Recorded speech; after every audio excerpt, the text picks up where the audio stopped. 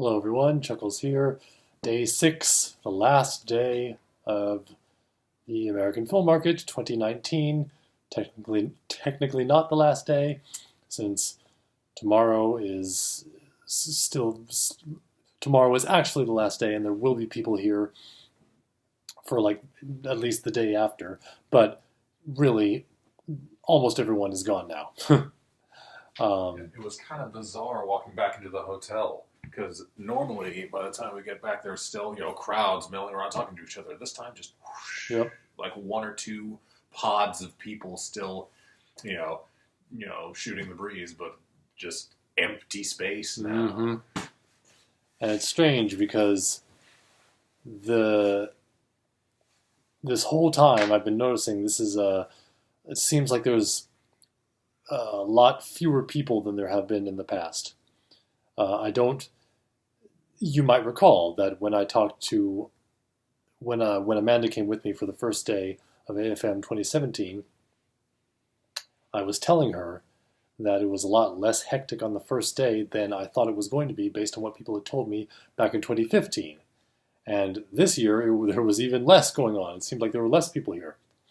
And that's been confirmed by others that I've talked to during this whole thing. They've been like, hey, it seems like there's less people this time. There are fewer people all over the place. And in general, it seems like everything's gone down. I noticed when we were walking around looking at all the companies that Lionsgate, which back in 2015, I don't remember, I think they still had a big room in 2017, but certainly in 2015, Lionsgate had a penthouse. They were at the very top of the Lowe's, and they had like an entire floor to themselves. This year, they have a room, like everyone else. Yeah, it was weird. It was just sort of tucked into a back corner. We just we went walking down all the hallways to see where anything was, and Lionsgate was at the end of the hall, back behind studios I'd never heard of before. Mm-hmm. So that was weird to see. I think, and some people have been saying, like, I think one of the things that is changing because of further, some would say democratization, some would say disruption of the industry thanks to streaming and other things, people are finding less relevance in coming to these types of events. But they are still quite necessary for a majority of the independent film industry, I would say, and certainly for my purposes. I wouldn't have gotten where I am without being here. But this was the last big day. So we had 4 conferences, starting with the distribution conference, 2 segments. Working with sales agents was the first one, and back in 2017, when I attended the distribution conference, I didn't attend the distribution conference, but I went to working with a segment about sales agents. And at that time, basically what they were saying was life sucks for a sales agent. They were talking about how they're blamed for everything and how the market is more difficult in terms of because pre-sales were dying back in 2017, and they're almost dead now in 2019, and all these kinds of things. I was wondering if that would be kind of what happened here, but no, this was more about, some of that was mentioned, but this was more about specifically how sales agents function and the proper way for you to get in contact with them. So that was good to hear. And I was thinking about, because we don't have to be anywhere in the morning, I was thinking about going into more detail, but I'm just really tired right now, so I'm just going to move on. And again, I will cover more of it in an upcoming vlog. So then the next segment of the distribution conference was the rise of AVOD, or I forget. SVOD is subscription video on demand. Advertisement supported video on demand. Advertisement video on demand. So AVOD, SVOD, and TVOD, which was, because they said TVOD a lot. It wasn't about TVOD, but they mentioned it because AVOD and SVOD and TVOD, And one of the guys was talking about TVOD, the guy who had the biggest company. Anyway, so this is your new. Something about time? I don't remember. I will come in at a later point. Once again, is what I'm going to have to remind myself to come in from the future and say what TVOD stands for, because I'm not going to bother looking it up right now because I'm too tired. So here you go. Transactional video on demand. So AVOD, advertising video on demand, where you watch whatever you want but you have ads. SVOD, or subscription VOD, where you watch whatever you want on a platform that you are paying a subscription fee for. And transactional VOD, where you pay for whatever individual piece of content you want and you pay for just that piece of content. Yeah, I remember them talking about the different forms because they were saying that this particular a couple of the services that were represented up there had sites that function more like old school TV, where it's just constantly playing and you can jump in at any point and it'll just keep playing. You can't rewind it. It's not on demand the same way, but it's apparently popular for its own purposes, like for people who, just want to watch something and don't know what yet. So they just, click over to the James Bond channel and it's in the middle of, GoldenEye, and they say, oh, hey, yeah, I'll watch this. CTV, they mentioned several times. CTV and CTV advertising. Again, I forget what CTV stands for. Connected television. In other words, a TV that connects to the internet, so you can get all these different services on your TV. Yeah, this was the new media segment. So this was all these corporations that I had literally never heard of. All these subscription services that I have never heard of, but subscription is the way things are going these days. Although, in every other panel, they have said that theater viewing is still good, even though it has gone down thanks to subscription services. It's still, people are still going to the theater. And one of the VOD guys even said, yes, we are the future, and I believe that we will take over, but for now, DVDs are still, you guys don't realize, because everyone says DVDs are dead, DVDs are still a he was like, a billion dollar industry. But all these guys were like, here, let me list off some subscription services for you. Gunpowder and Sky, Vudu, Tubi TV, Pluto TV, and Zumo. Never heard of a single one. I think I saw a business card for one of those somewhere else in the conference, at AFM someplace, and I was like, what's this? I've never seen it anywhere else before.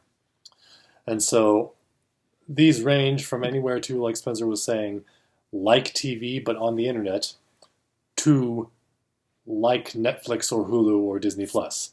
And that was one of the things they talked about. Like, the customer has all these options now, and what are they going? How is the market share going to be distributed? How are people going to compete? And are there customers who are indeed subscribing to are there enough customers who are subscribing to everything so that therefore they will see? Or is it necessary for everyone to have everything? Like they talked, what was the series that they kept talking about? The Unsolved Mysteries. Unsolved Mysteries, yeah. Everyone has unsolved, all these platform holders were talking about how each of them has Unsolved Mysteries, and Unsolved Mysteries does very well. Yeah, it's bizarrely popular on all of them.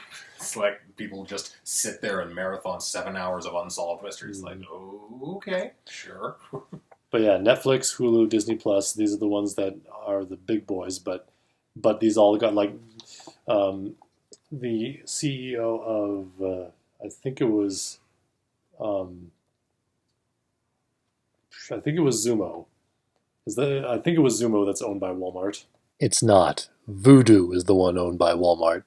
In any case, one of them is owned by Walmart, and they were talking about how they are big and doing very well. And the panel was basically talking about how, in fact, there was a guy behind me who tapped me on the shoulder. Who's this guy? Do you remember his name? The big guy who was with back problems? No, I don't. he's worked with Tyga, he's Tyga's uncle, and he's getting into the film business, and he hurt his back somehow, and so he was like not moving very much during the segments. But he tapped me on the shoulder and he was like, "Are they ever going to talk about how to get our stuff on their platforms?" Because they weren't talking about that. They were talking about how well they were doing in business, and basically how best to use a platform like this if you own one. They were talking about, here's what we do, here's how we get your data and correlate it to you. And this is one of those things that I wanted to go there so that I could understand this, even though I don't really like it. I realize that subscription services are what everyone loves because of the convenience, but I would much rather sit down and watch a film if I'm going to sit down and watch a film, as opposed to I'm going to watch 5 minutes of a film on my phone. So I've never been into this kind of stuff, but it was very interesting to learn what they're talking about and all the things that they were talking about, like gathering people's data and using it. The moderator even said, so some people may think of this as rather creepy. And they didn't really talk about that too much, but they just said, like, yeah, here's how we're going to... discovery. They kept mentioning discovery and how, like, even though... Because the big thing is, even though you would think that subscription services all over the place leads to more democratization and more filmmakers getting to make films, and there's more places to put those films, but the thing is, these platform holders get taken over by the big guys just the same as in the normal film industry, so that on Hulu and Netflix and what have you, it's like, here's all this content from the major ginormous studios, and a new film by an independent studio gets buried in all that, and you can't find it. So discovery of new... Everyone in the film industry, in the independent film industry, talks about discovery. When they say the word discovery, what they're talking about is how easy is it for audiences to discover your work once it is out there. And so the way that they're talking, the VOD guys are talking about, again, video on demand, the way that the VOD guys are talking about increasing discovery or keeping it in a good place is by metadata and curation by using data to a guy from one of the previous conferences, I forget which conference it was, but one of the panelists was like, content is king, but data is the prince. That was during the casting call, casting for a green light. Bradley M. Gallo said that. Content is king, but data is prince. And so these guys are obviously of the same mind, and they're like, the data that they can compile and are therefore able to, like, they see, much has been said about like how you go on Google, you go on Facebook, they're looking at what you're doing, they're looking at your data, they're looking at your interests and everything like that, and therefore they're tailoring advertisements specifically for you. And these guys are like, that's great. That's what you need. That's how you get people. That's how you curate content and allow people to discover films and stuff like that. And some of us are going, Again, this was a very good and very worthwhile. This was definitely worth $100 conference to be at and hear these guys talking about all this stuff and how they use metadata and the increasing encroachment of VOD services. But it is a little more than a little scary. But anything else you have to say about that? Yeah, it was. Yeah, mainly I'm just thinking about that I found it interesting that there are a couple of free services yes. out there. That's the AVOD, and they were talking about being concerned about a couple of things. They called it churn and retention. Yes. So advertisement, AVOD, advertisement, video on demand. Basically, that's what YouTube sort of is. because it's like you're watching videos for free. You just have advertisements. And they're talking about, again, it's like one of those things that we're just like, but it's like, no, it's good for the business because you can't skip these ads. Yay! And they're like, unskippable ads, isn't that great? And so that, and then YouTube's doing that more and more too. So, and then SVOD, subscription-based services. So that's like Netflix, where you're not watching it for free; you have to pay for it. So, yeah. So, they were talking with AVOD. They were talking about retention, because when you have multiple options that costs the exact same of $0, the customer is thinking, well, why should I why should I bother staying with this one when the show I want is over here? And they will just, pick up and drop whatever they choose at any time they choose, depending on what show is coming through the pipe at that particular moment. And then churn, as they were talking about, you mentioned earlier, how many people are really going to keep up with all of these different subscriptions at once. And what they were talking about was a lot of people don't and won't. Because what they will do instead is, again, when a new show that they want comes out, they'll pick up the service that has it. And then once that show or a couple of shows is over, they drop it again, then move on to another service that has a show that maybe an old, maybe even the catalog of shows that they want to watch, but once they're through, binging all of those, they'll drop that too. So they just pick up and drop whatever show, whatever service has the shows they want at the time, and they call that one churn. And we recently got a perfect example of this with Disney Plus, where people signed up for it to watch The Mandalorian, and then after the season finale started unsubscribing. So those were the things that they were more concerned about. I'm glad you remember that, because now that you're saying it, I remember it. So that was, again, I'm very glad we attended that, because that was good information to know.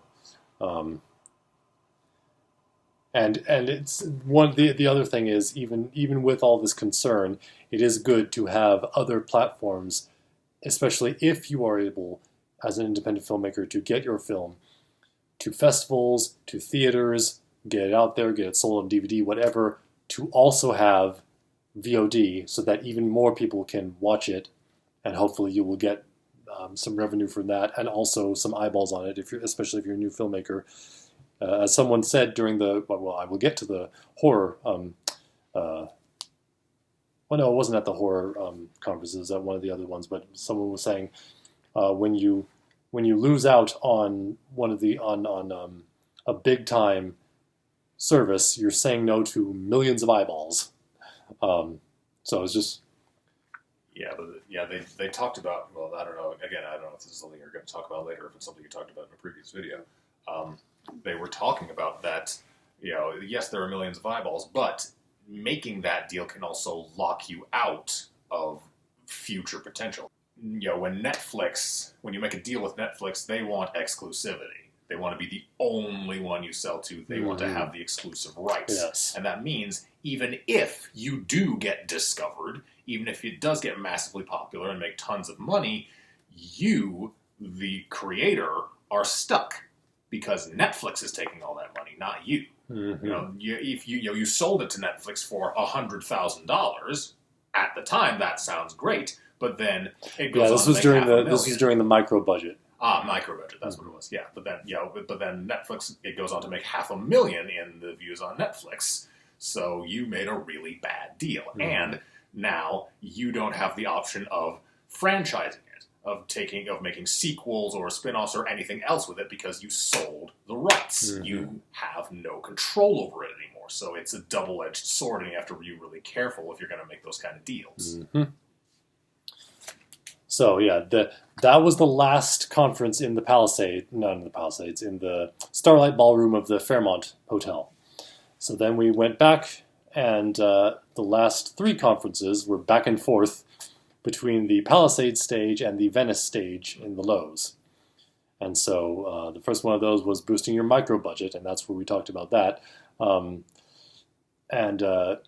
wanted to go to the micro-budget thing because it's, even though my film is not micro-budget, it's still, they still have good things to share, and it's like, I did make a film for a micro, like even beyond micro budget, might as well be called no budget or negative budget. Nano budget. Yes, but the biggest thing from the micro budget conference that I learned. Which one of these guys said it? See, right now I'm so tired that I've forgotten. I will remember because it was something I was like, it clicked. Different levels of micro budget, because if you've got $50,000 and below, then it's like you're not even going to have any SAG actors. It's not even going to be anything official, and like then getting upwards to like maybe 100,000, 125. Like 125 seems to be the point at which the point of no return, where you're still micro budget, but now you're starting to get into, you're really going to need to work with the unions, and you're really starting to pay attention to a lot of things that you wouldn't necessarily pay attention to when you have a super $5,000 to $50,000. Basically, you're big enough for everyone else to notice you. Mm-hmm. Well, one of the very important things that they mentioned was, and I think it was in response to a question even, I was like, well, what about insurance? It was like, because insurance, that can be, if you've only got a few $1,000s, maybe insurance can be will end up being half of your budget, or even you'll have to pay as much insurance as you're paying for the rest of the. And everyone up there said, yeah, you will, and you need to do it. No matter how much you have to pay for insurance, you need to pay it. Because otherwise it's very easy, you may get away with it, but it's very easy to screw yourself. If you do not have insurance and something happens, even if it's a super small budget film that you're barely paying any money to, some of that money you're barely paying should be insurance. That wasn't the most important, that's one of the most important things, but that wasn't the thing that I'm trying to remember, but eventually I'll remember it. And then came working with US Guilds, which I had seen, I had been to back in 2017. This time they didn't have the DGA representative there because they again, Jonathan Wolf introduces everything. He was there, and he said that the DGA representative had a last-minute cancellation. So it was just a representative for the WGA and SAGindie. Again, SAG-AFTRA, just like last time, SAG-AFTRA wasn't there. SAGindie was there. Mm-hmm. And since this was more important for Spencer, I'll let him talk about this one. Adjust the camera again. Yeah. Okay. Yeah. So, the it's interesting because it's called SAGindie, and it's not. You would think that means it's the independent arm of SAG, but it's closer to meaning it's independent from SAG, because it isn't actually part of the organization. It's completely funded by a grant, and what it is basically it's an education department for SAG. Basically, it just gives people like me, actors and and producers and directors, the information and assistance in getting certified and becoming a SAG member or getting certified. What was the term? Signatory. Signatory. Thank you. With SAG for a production where you bring union people on, because they made the point that if you have even one SAG actor, you need to be a signatory or there are problems. And this is what we learned. This is what I learned in Rodney Vance's class at PUC, talking about unions. He didn't mention the word signatory, but it's basically that's what it means. If you are non-union, you are non-signatory. If you are union, you are signatory. As in, you have signed on to the unions, and in this case, the union being SAG-AFTRA. Yeah. So. SAGindie is basically like the doorman for SAG-AFTRA. They are the ones who show you in and say, okay, you go up this way and you do that and do that. And so, started out, the Writers Guild and Actors Guild were represented, and they asked around, it's like, okay, who's a producer? Who's a writer? Who's a director? And my hand was just up the entire time. And they were like, okay, sorry, the DJ guy isn't here, but hi to you too. And how about actors? And I was like, and it was just me. So we're like, okay, so the SAGindie guy was like, okay, I'm kind of just going to be talking to you for a little while. But no, not really, because he had things to add, to say to people about, because, there were a lot of details to discuss when bringing on SAG actors to the production. This whole thing was mainly questions. It was the most intimate of all the conferences. Yeah. And that's what I like about it, because it was the same thing last year. This one, in particular, is pretty much the most intimate of all the conferences. It's at the Venice stage. I didn't mention this last time, but the Venice stage is like, I'm pretty sure it's the smallest stage. Yeah. And it's like a very small group of people, and it's mainly a back and forth between the people at the table and everyone in the crowd. A lot of questions, a lot of Q&A, not a whole lot of just straight up lecturing. Yeah, because what they do is they give you an info packet. Did I leave mine? Oh no, it's right there. Yoink. They give you this lovely pink info packet right at the start on a table outside, and this gives you all the basic details that a lot of times they go over verbally at the start of the other conferences. And so they go into this thing kind of assuming that you know the basics, and if not, they will, they give us a quick rundown of things like, okay, if you have, if you're, are you considered, low budget, modified low budget, ultra low budget, short project, and, there are different degrees of, requirements for all of those.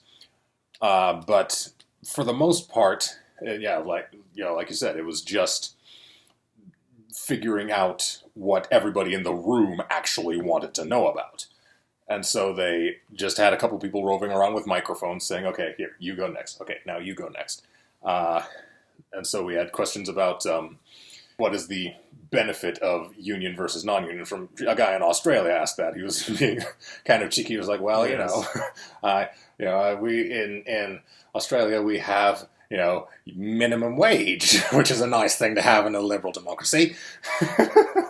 And so stuff like that. And so I asked questions about how and when it's best to join as an actor. But though, luckily, by the time I actually got around to asking that question, a couple more actors had filtered into the crowd. So I was like, oh, okay, I'm not just talking about myself anymore. Good.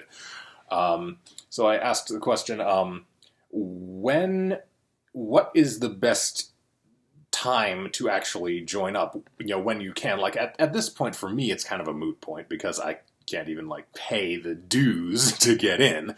But, I asked, when you are able to, when would be the best time to do it? Because from SAG actors, I have heard both things, exact opposite. I have heard, oh yeah, you need to get in as soon as you possibly can. It's totally worth it. And, a little while later I heard, oh no, you get locked out of so much stuff. You need to stay out as long as you can and only join when you absolutely have to.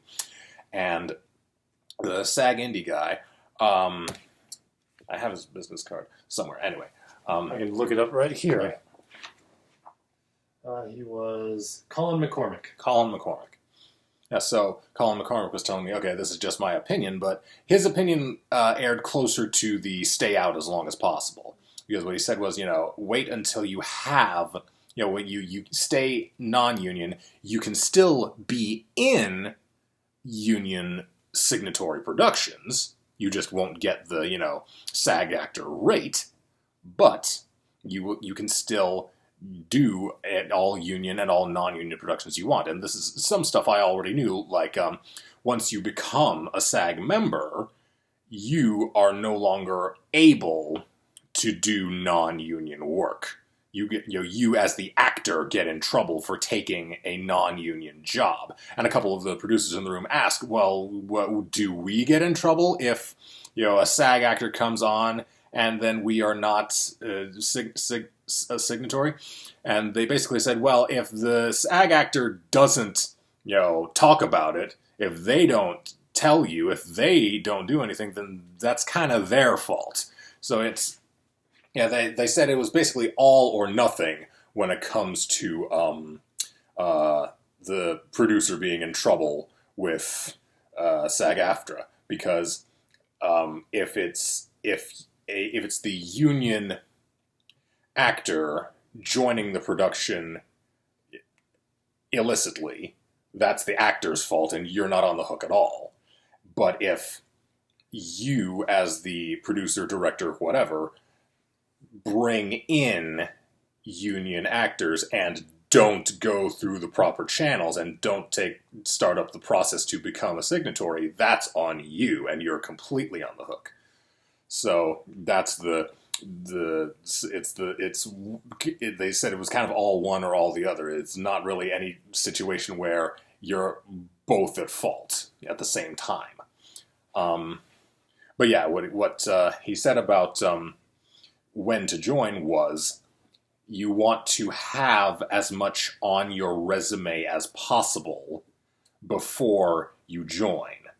Because once you join, again, you get blocked off from non-union work, which is, plentiful. There's lots of non-union jobs going on all the time. A lot of background work, a lot of, independent movies are all non-union. And so if you join SAG-AFTRA and you don't have credits to your name, then you don't have casting directors' attention. They're not going to put you in things because you don't have anything to go off of. So what he said was that you need to build up your IMDb profile with lots of other stuff, and then once you have gotten in, get into a couple of SAG productions. And he was a little, he didn't have all the details on how exactly to join, which is easy enough to find. Again, he directed me to the website to find out how to, what exactly the requirements are, because it's a little, I've again gotten conflicting information about what is required, aside from the money. Do you need, I've heard that you need 6 union jobs, or 3, or do you only need 3 vouchers, and what's the difference between getting a, voucher from a TV show versus a movie versus, then there was, Taft-Hartley, which is when you are brought on as a special case. You're a non-union actor brought into a union job as a special case, and you get paid that higher rate because you have some particular skill, or because you are in an area where there are very few actors around, and so they needed to bring on, because if they are a union signatory, there is a minimum requirement of how many union actors there have to be. So if there aren't enough union actors living in the place where you are doing your filming, you need to bring on non-union people and say, okay, the onus is going to be on us now to put you into the system to get you started on your SAG eligibility, rather than if you just are, signing the contract yourself as the actor or getting the voucher as the actor. It's on you to go in and make the effort yourself. And yeah, that's about all I have to say. Yeah, there was also the Writers Guild representative who had lots of good things to say, but I wasn't honestly paying as much attention to that. Very, very interestingly, there was one a lady who mentioned she was a writer for animation.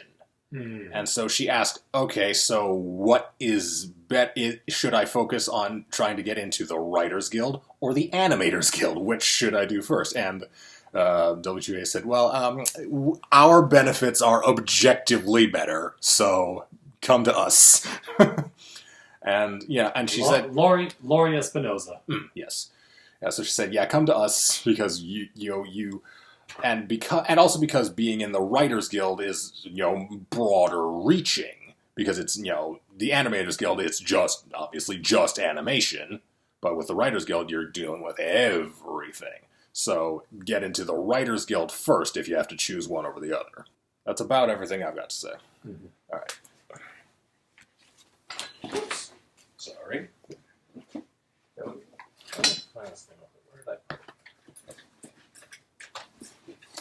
And the last thing that I talked about, I asked a question to them because it was something, it's kind of related to something that we discussed in one of Rodney Vance's classes, which I mentioned before. Like, and sometimes this freak thing that can happen where a union job, a non-union production can become a union production for various reasons, although it rarely ever happens. But it does happen. But related to that, I was like, okay, I need to make sure I understand this. So if you are non-union, non-signatory, and you hire on a signatory actor, you hire on a SAG-AFTRA actor, your production does not automatically become signatory. Rather, now that you have hired this person, you need to make your production, you need to apply and become a signatory production. You need to now become an official union production.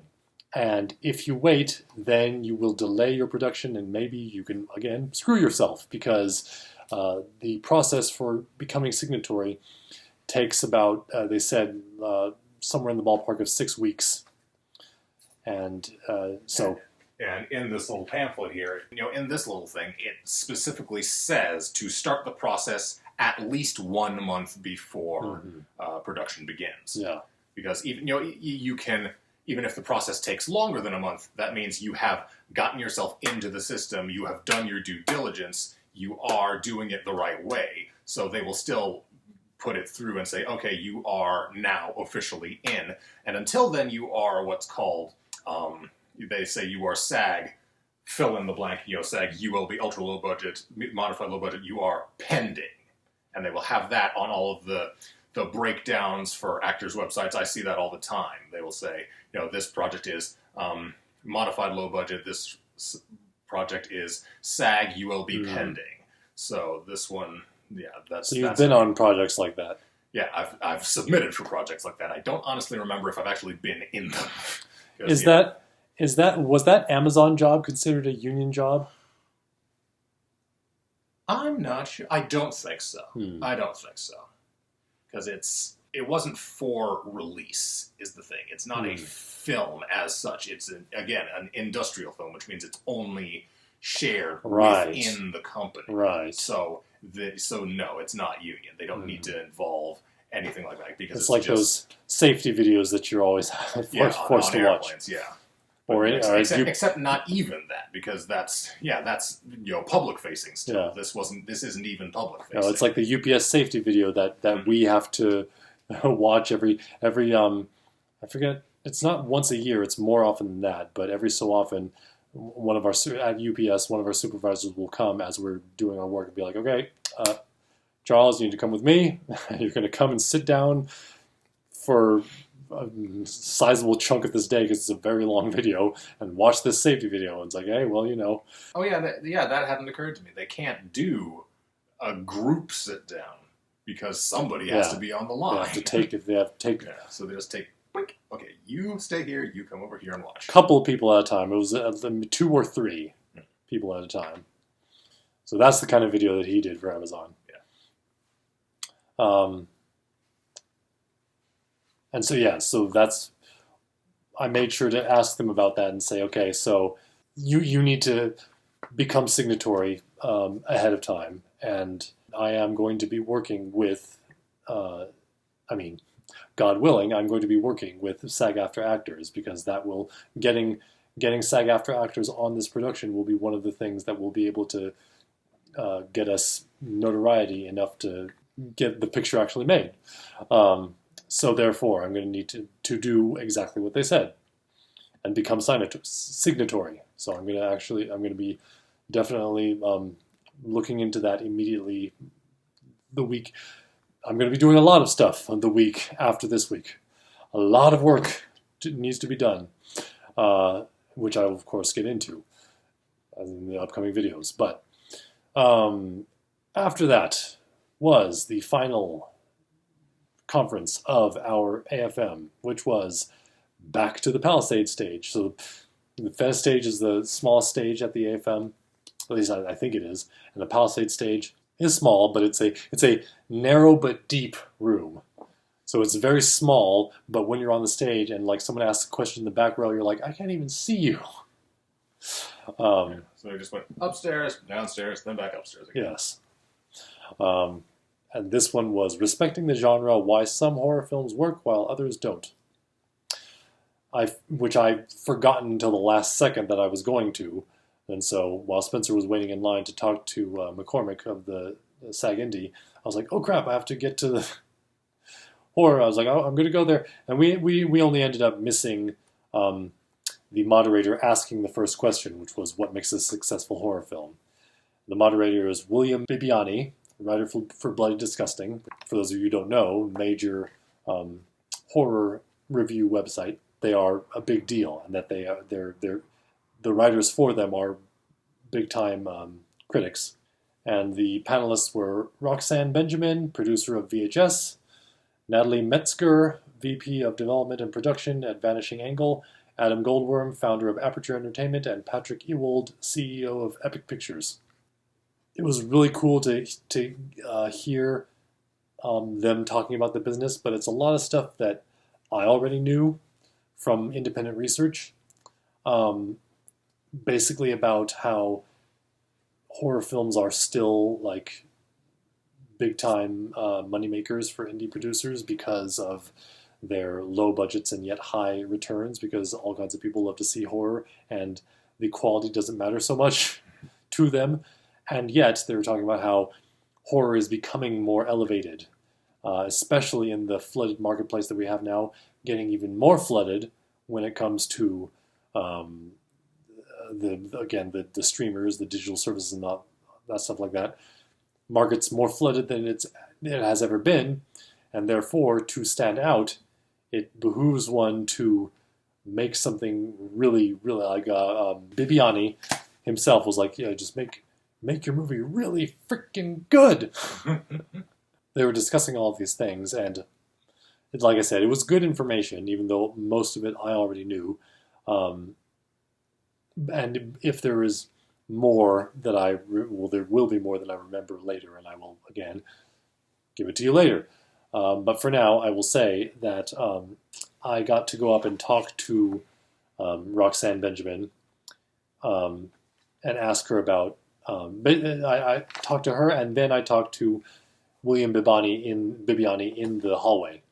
And I was basically asking them both about what they thought about my project and how their work, their relationship in Roxanne's case, working on sets like this, and in Bibbiani's case, reviewing films like this at film festivals when it comes to comedy horror films that are international. And they were discussing with me about the prospect. Both of them approve of my concept. I gave each of them this thing. And so I was asking Bibbiani, because now I've gotten several different answers, because, as I said, Jonathan Wolfe, when I told him about my project and I said, it's Japan and the U.S., like which audience should I go for first? I don't know. And he's like, well, I think you should go for Japan first. But then another person said, oh, you should definitely go for America first. And as I was explaining the project to Bibbiani, he was kind of going back and forth, because like, well, it might work well for America if you're doing America-centric, but then again, if you're going Japanese, and I was explaining, well, it's Japanese, but has elements of it's based on Japanese folklore, and that folklore that was used to make films like The Grudge, The Ring, what have you, that were remade in America. So, and then obviously they are popular enough that The Grudge is being remade again. And there was a sequel to The Ring, like an actual sequel in the timeline called Sadako that came out this year. So still popular, and Americans still know about them. And so I was discussing that with him, and he was like, yeah, more so than focusing on the audience, like more so than focusing on how do I promote this to Japanese or American audience, you should be focusing on what either of those audiences like about the subject that you are creating the film based on. whether that is the folklore of Japan or the American remakes that were super popular in the early and mid 2000s. He was saying, like, you might, the Japanese people might be nonplussed about a film that is making fun of their culture, but if you are respectful and if you are doing something that is fun but is still paying homage to their culture in a way that shows that you actually love it, then they will most likely follow you. And I was like, yes, that's definitely what I am doing. And so I gave him that thing, and he was like, of course I can't say how good it's going to be. I'll have to wait until I actually see it and review it. And I was like, well, I hope you get the chance. And he was like, I hope so too. Best of luck. To his point, I have now, the script has now gotten into the hands of several, I mentioned already how I've met several Japanese people in the industry.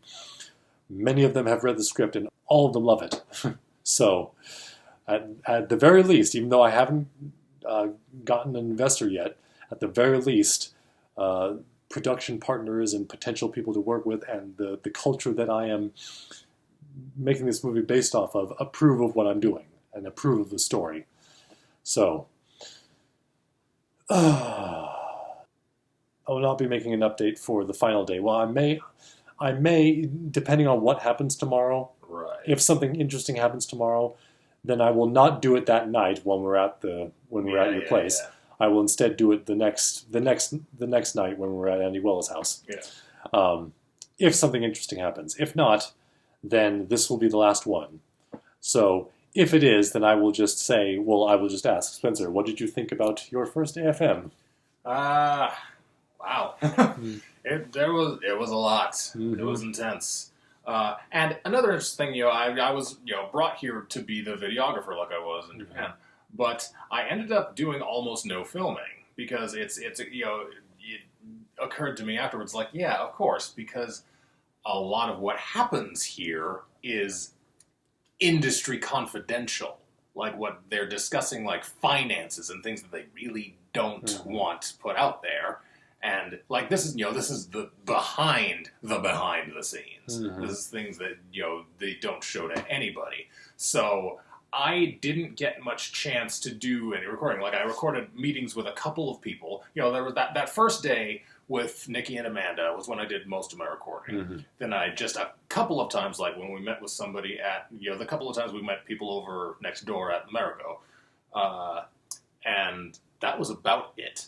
Because then, every one of the conferences has a big old sign out front saying, no filming allowed. And I knew that would happen, but I still wanted you to come and get as much footage as you can. And quite frankly, I would have had you do more and then have them, just risk them saying, hey, stop that. But I was busy trying to figure everything out and score meetings with people and stuff like that, and we weren't doing a whole lot of interesting things aside from that first day, because the first day that was the most important because we were all here, all four of us, and it was for the EPK. There's going to be a portion where even if it's just mentioning so at this point we went to AFM and this happened, and then we'll just be able to show some of that footage, even if it's just like an interview with me talking. So I went to the AFM, and then I brought my crew along, and then just Nikki, Amanda making a comment about you've got a blue Smurf on your side, and especially us meeting the APIE guys again. Right, that was great because that will tie into the footage that we got when we met that whole trip that we took and recorded everything. Yeah. So when we were with Sohara-san, she was warning me that some of the stuff that I had already recorded is not okay to show. Yeah.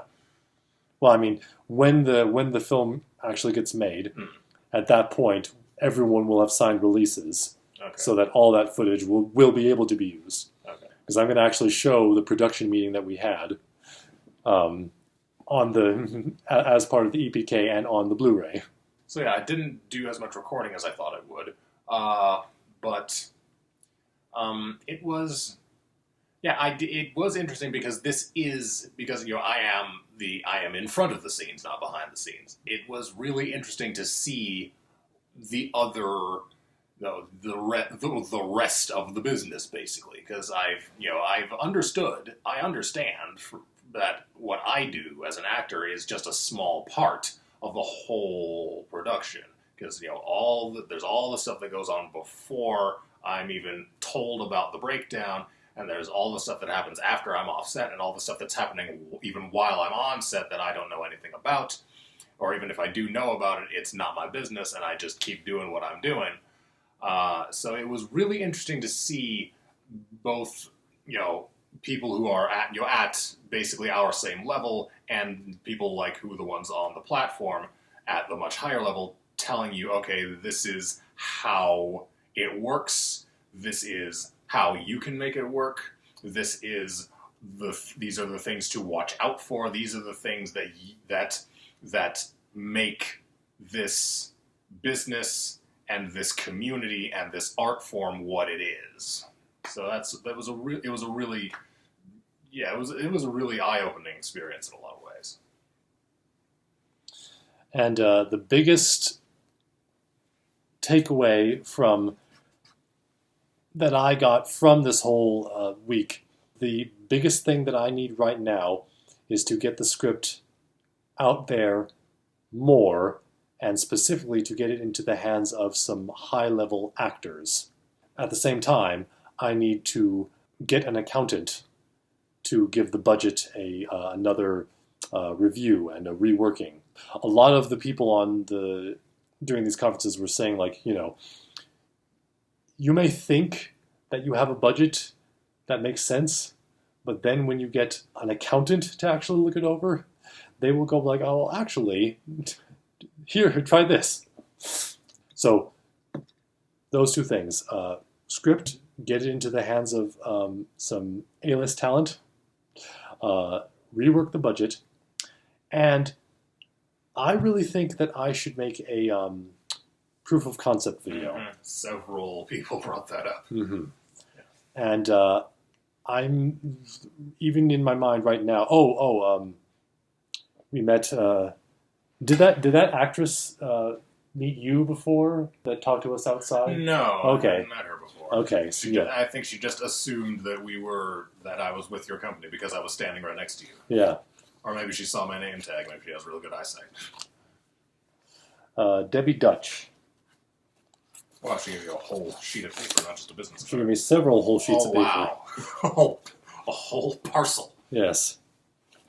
This is kind of similar, and it's not as fancy as what Basil Hoffman gave me, but it's still several reams. So Debbie Dutch is a scream queen, and so she saw that I was in the horror conference, and so she gave me her credentials, essentially, and she said that she's been to Nashville before, and that she'll be there again. And I don't know, maybe I will have her in my proof of concept video. I don't know. One of the things that I'm going to be preparing from here on out is that after this week is that I'm going to be thinking through and planning for what I think I'm going to take a scene out of the script and shoot that scene as a short film, as a 2-minute short film, so that I can use that as a proof of concept to get it to investors, distributors, etc. Because that seems to be one of the biggest suggestions that people are talking about when it comes to actually getting funding, getting distribution, what have you. So the very first time I went to the AFM, I ended that whole experience just being like, wow, this was amazing. This is my first time experiencing all this. Oh, it's like real, actual production and everything. Oh, it's crazy. And then in 2017, it was like, okay, good things had happened, but I was very apprehensive because I hadn't yet planned. I hadn't yet, Miyuki hadn't yet become my co-producer and things were still up in the air. So I was like, oh man, I don't know if that was even... And this time I'm sort of in the middle. It's not the pure elation, and it's not the, oh man, was that good? It's like, okay, there's a lot that I need to do now. It's been a lot to get here, and now there's a lot. Now I know I know the things that I need to do now. Several things that I had done up to this point, and now there are some new things that I need to do, and I know exactly those things that I need to do, and I'm going to start doing them. And as I said, I'm going to get back into the vlogs now as I note my progress along the way, as well as doing some other things on the channel. So, thank you all for watching. Thank you all for watching this whole experience. Go subscribe to this guy. Sabertooth. Yes. SAVOR. It's a pun. Mm-hmm. And we shall both see you again.